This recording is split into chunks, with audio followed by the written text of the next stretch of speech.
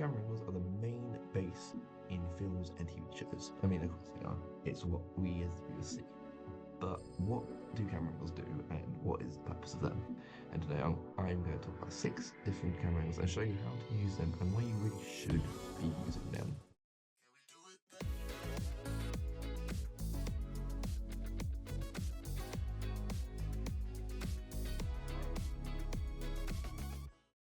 First thing you're going to need to start recording is a camera and a subject.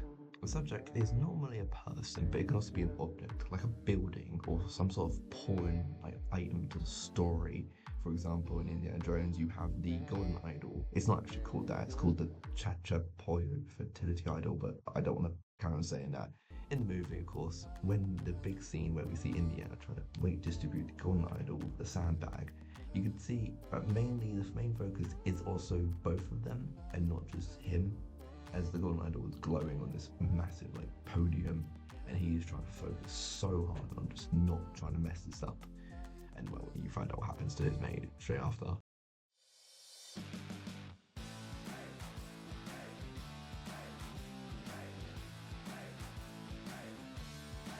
If the subject is a person, you could use camera angles to show the emotion of how the character is feeling.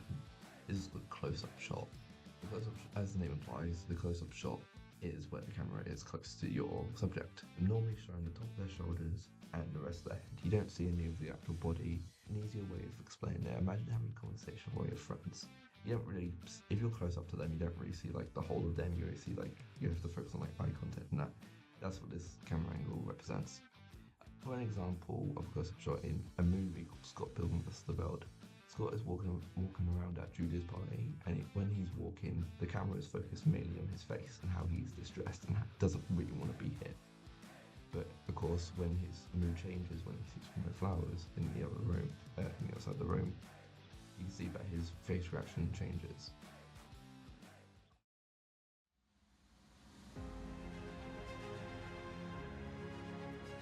There is another version of the close-up shot called the extreme close-up shot. This is where the camera only focuses on the face, mainly just the main part of the face and the head. No shoulders, no nothing. Now, this is used to show the real depth of the emotions of a character, or in other scenes, to show, normally have an eye reflection. You don't see this often, of course, because it's not really used much, and I don't think a lot of people would just want some guy's face in the movie there. But there is an example where this is used a lot in the Avengers films, any of them really, or the Iron Man films. When Iron Man is in his suit, we only see his face and nothing else. This was used pretty well because it was showing how the suit feels, as it's just a dark room with just a bunch of lights. And I feel like the Marvel directors and that did actually a good work on this.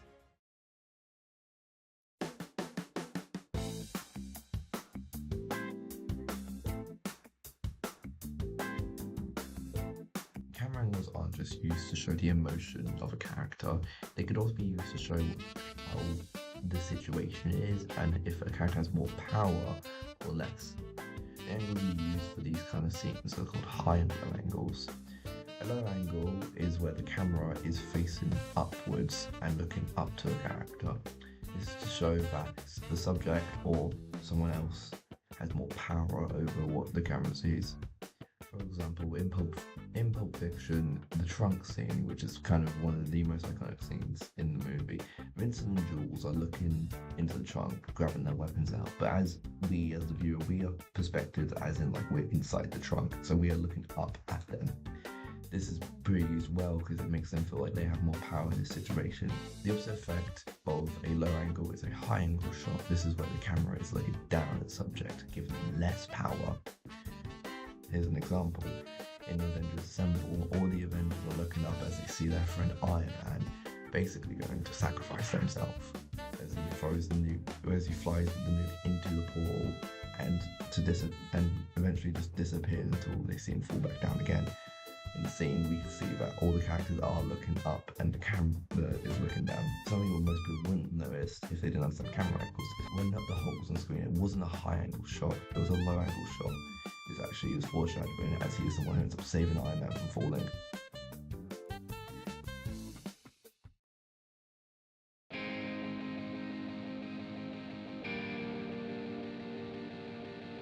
we talked about how a camera angle can show the emotions of a character and how it can give a character more or less power. The next angle we are going to talk about is the Dutch angle. This is when the character just doesn't understand or just doesn't feel right in the scene. The camera angle is where you tilt the camera sideways, not fully, but like basically like a head tilt. And it makes sense because when someone doesn't understand something, mainly in cartoons, you'll see when a character doesn't get anything, they'll tilt their head. An example of a Dutch angle is a scene in Mission Impossible when the director is speaking to Ethan Hunt. In the scene, we, as the viewer, can see that Ethan Hunt is going to blow up the fish tank as he's holding this paper ball. But the director doesn't know that. So every time Ethan goes on screen, the camera is tilted into the Dutch angle. This makes a lot more sense because as the director is monologuing and not understanding what's going to happen, we know something bad is going to happen, and eventually he will find out.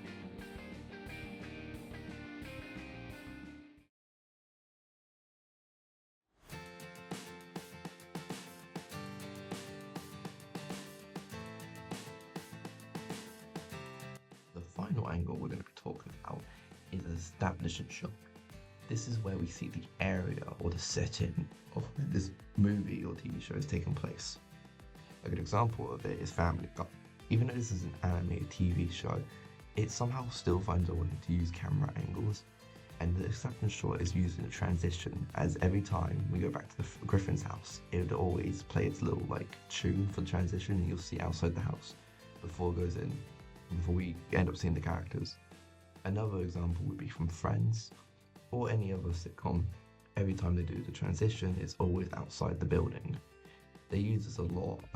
It's just a good way of saying where they are instead of people having to guess, and it's better to use these kind of use this angle as a transition instead of just having a hard cut to the next area. That was all the 6 camera angles I'm going to talk about today. But I'm going to show you one more clip of me and my friend recording all 6 camera angles in one recording. So you have a bit more of an understanding from someone else doing it instead of having to watch a movie.